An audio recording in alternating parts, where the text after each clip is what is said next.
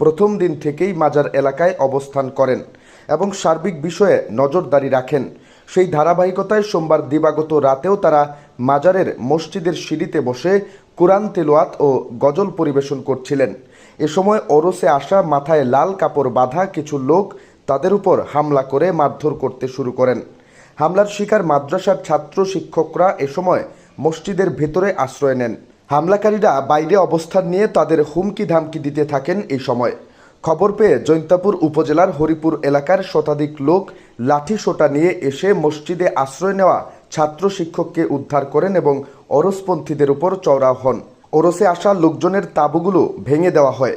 এ সময় দুপক্ষের মাঝে সংঘর্ষ হয় এবং দুপক্ষের ৩০ থেকে ৩৫ জন আহত হন। পরে ভোররাত 4:30টার দিকে সেনাবাহিনীর একটি টিম এসে পরিস্থিতি নিয়ন্ত্রণ করে।